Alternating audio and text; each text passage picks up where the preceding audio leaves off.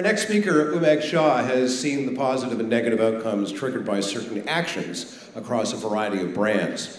His experience in executive roles at Campbell's, Walmart, and Microsoft have given him a perspective not available to too many of us, which makes him the perfect person to speak with us on the do's and don'ts in creating your own strategy. Please welcome Umang Shah. Thanks a lot, everybody.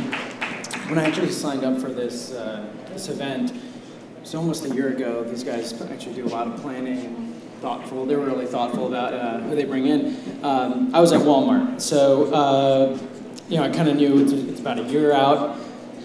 I didn't know kind of where I'd be. I didn't know what I'd be doing. So just what I thought would happen happened, and I decided to leave Walmart just about a month ago. So what I decided to do for this talk, and I have another talk this weekend as well, is just to talk a little bit about kind of what I've learned over the past 10 years or so of working at a variety of different brands. So currently, I'm the Global Director of Social Media and Digital Marketing at Campbell's. I just left Walmart, as I said. I was doing social strategy over there. And then I've been at Microsoft doing social media work and digital marketing and stuff at VMware and Xerox. So I wanted to kind of take this opportunity. A lot of the talks that I've given in the past kind of really focused on social media, and I wanted this conversation to be a little bit more about just what I've learned. So I'm going to try and share that with you. Here's some of the basic contact stuff. There's my email. Please don't email me and try and sell me something. I hate that. You can hit me up on Twitter. Actually, I'm really not very good. I don't really like using Twitter personally. I love using it from a professional standpoint, building strategies, but I'm actually not super active on Twitter. I tweeted right before I got on here, and I think it was the third time I tweeted all year. So, but when I do talk, a lot of what I talk about is around data and how we can build smarter strategies around data. So I will oftentimes use that hashtag #SMData. And then, of course, the event hashtag. So like I said, this conversation is a little different. I talked to a friend about helping me build out this presentation. I explained what I was trying to do. I just really want to talk about some of the things that I've learned, some things that kind of transcend social media, digital media. It's just about marketing and just some basic things. And he had the idea around this series that Esquire does. I don't know if anybody here reads Esquire. It's some great content, great writing. And he shared this "What I've Learned" series with me and said, hey, maybe we should build the talk in a similar theme. So that's kind of what we've done. We'll see. This is actually the first time I'm presenting it, so we'll see how it works. You can let me know. So it's really simple. Hopefully it's a conversation I know it's a conversation like none that I've ever given before, but hopefully it's just something different all around. I'm going to do something that doesn't really have anything to do with, like I said, social media or digital media. It kind of has to do with everything. It doesn't matter what kind of company you're from. A lot of times when people, oh, you're from Walmart, it's the biggest company in the world, they can't relate. This has absolutely nothing to do with the size of organization you have, what role you're in, none of that. How your team is structured. And it's simple, 10 things that hopefully you can walk out of here and apply to your business. It's taken me a decade to figure it out, so apparently it takes me about a year to learn one new thing. So here's the first one. So I think this is really important. Every conversation I ever have starts with this: your audience. Kind of goes without saying, it should be obvious, but I think when we get caught up with technology, we get caught up with process, we forget about this. So always start with your audience. Understand who they are, what they want, where they're active, and let that kind of guide your strategy overall. There's lots of great tools out there to help you understand who it is that you're trying to reach, and kind of how to do that. If you focus on the audience, have it be more about kind of what they want as opposed to your organizational structure. Try not to present that out. It's just going to be more compelling. The second piece, and this is one that's it's near and dear to my heart, it's data. Data. In every aspect of your digital marketing strategy or your marketing strategy, you should be thinking about data. Data actually helps to inform the audience. So who is it that we're trying to reach? Can we actually measure what it is that they want? And that's kind of another piece is around the kind of data that we use. So asking people what they want, I think, is great. It's one piece of information that I think we should have. But actually understanding what they do is more important. There's often a disconnect between what people say and what they do. So let the data inform that, and use data along the process of planning, strategy, execution, reporting, to inform whether or not what you're doing is working, and be willing to take what the data says and change your approach. This is often a tough thing, because we'll oftentimes pull data that reinforces what we already knew, or try and support something that we're trying to push forward. It's tough, but if you can be objective about it and actually pull in data that's informative, and you're willing to actually change, you'll have much more effective strategies. You'll actually learn what your audience really wants. This one's kind of simple. I think a lot of people talk about this. Talk about providing value. Like, again, going back to the data, understanding who your audience is. If you can do that, you'll understand what it is that they want. Different companies' audiences are different. What value looks like to them is also different. And even within campaigns, within one organization, the value that you provide might vary. There's a point that I talk about a little later around selling. Selling isn't usually a value. That's value to you as an organization. It's not usually value to the audience. So think about it externally. What kind of value can you really provide? And does your campaign actually do that? It takes, again, asking some hard questions of yourself. Be clear on objectives. This one's kind of interesting. If you look at my career, I've jumped around a couple of different companies, and we'll typically come into a role and have to kind of get a lay of the land. I'm always asking that question, like, what are we trying to accomplish? What is it that we want to leave?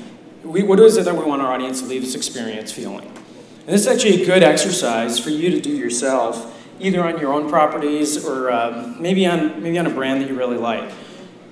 Go check out their digital properties, check out their website, check out their social properties, a blog, whatever it might be, and just as soon as you get there, take a second and just ask, like, what should I leave here feeling? Like, what exactly, how should I leave this experience? Or what am I expected to do? And if it's not immediately clear to them, it's probably because it's not immediately clear to you. So if you're not clear on what your objective is, no one else is ever going to figure it out. And document it and use data to verify whether or not you're accomplishing what you're putting out. This one is kind of nice, and I put it as the fifth do, because you have to do the other things first. You have to get kind of the fundamentals right. You have to understand who you're talking to, and you have to be clear on your objectives. Give yourself an opportunity to experiment. Once you do that, carve out some space to do something different. Consider new technologies, if that's what it is. Consider old technologies that we thought aren't relevant anymore. What's new is old again. And again, use data to verify whether or not these new technologies or new approaches are worthwhile. And be willing to do things differently. When I joined Walmart, I think it was during a time when a lot of people were consolidating digital properties, social properties, and if you read the same articles that I read, you might have decided, okay, great, that's what we need to do.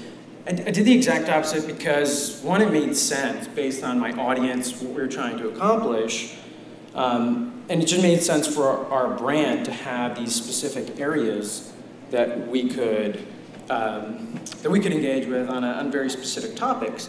So it might not have seemed, like the thing to do. Everyone else was doing the exact opposite, but be willing to do things differently.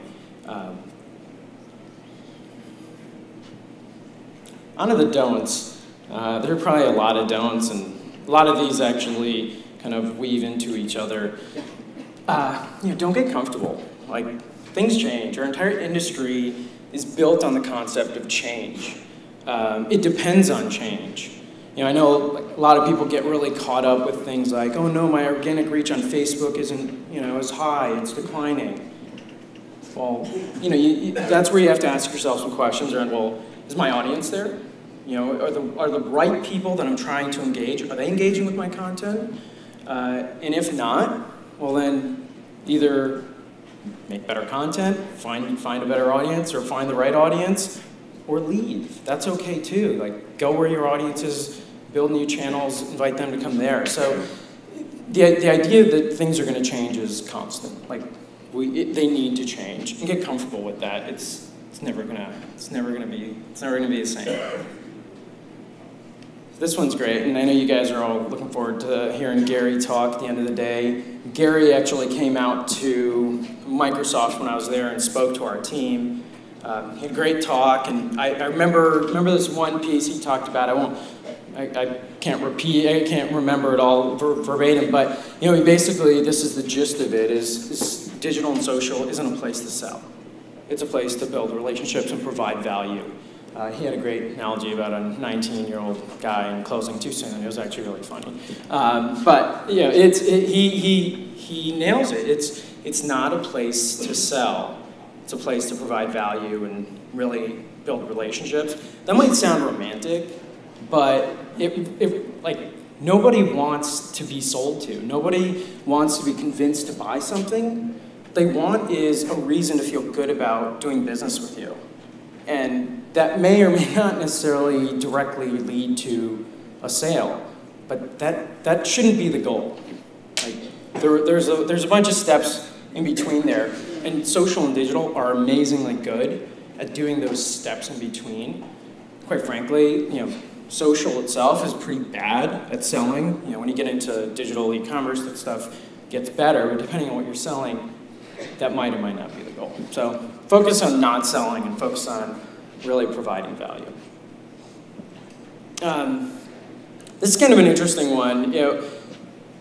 When people started getting really active on digital and brands started to think about, well, hey, how do we deal with this? What do we do? I think there was an immediate reaction to be kind of afraid, right? Well, if we get out there, then like people are going to say bad things about us, or they might not like.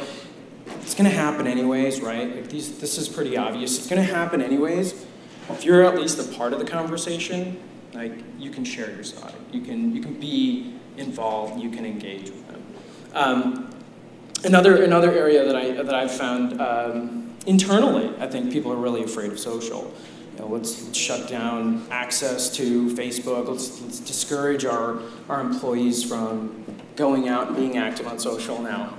You're going to have situations like PayPal last week where people are going to do that. Like people are going to go out and share stuff on social and their own personal properties. They're going to have to deal with those consequences. But if you can build the right structure, you can empower your employees. You kind of build a process where you have some of the most passionate people out there about your brand within the walls of your company. Empower them. Let them get out there and let them be your advocates. You're not going to find anyone stronger to do that.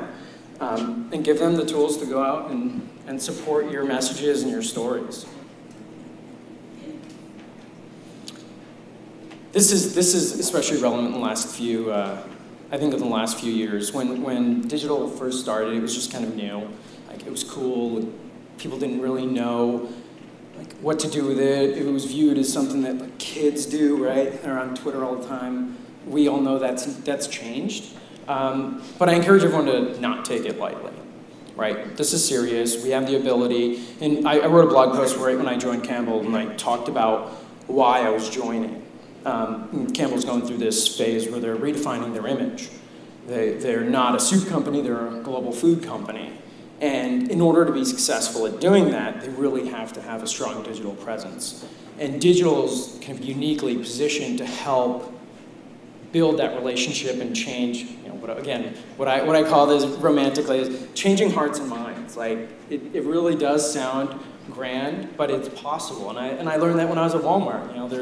There's a lot that people don't know, and if you share it in a compelling way, you start to have a conversation with people that isn't necessary, confrontational, and it's really constructive.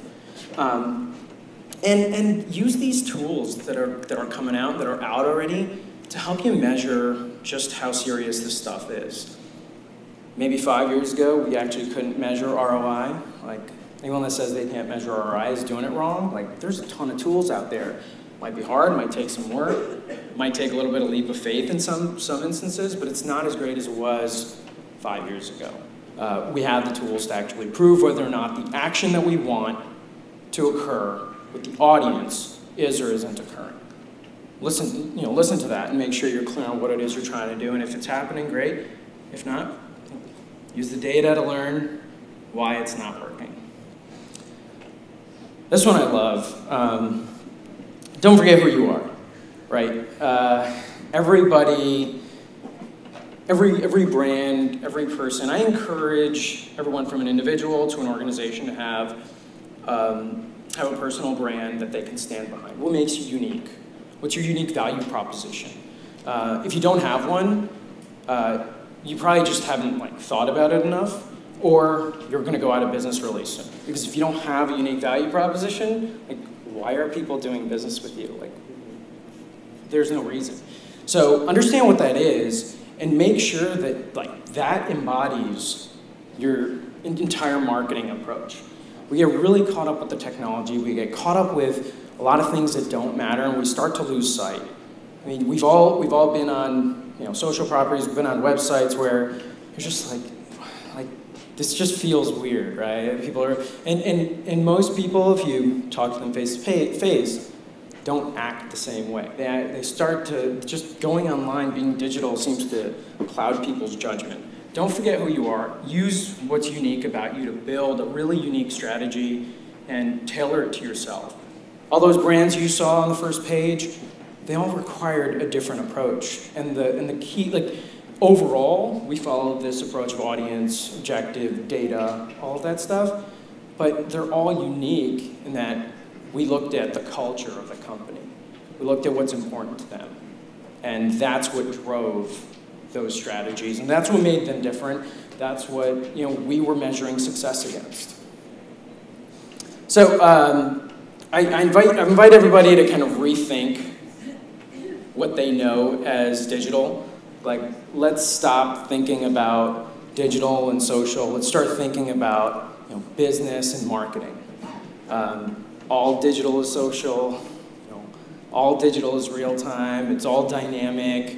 Let's stop thinking about media in this silo. Let's start thinking about how we can really integrate it into our overall objectives around business and marketing. And if you're not thinking about it that way, you should probably rethink your thinking. Well, thank you guys. Like I said, I'll be around the hotel, around the conference. Feel free to tweet me. I actually will respond if you haven't mentioned me.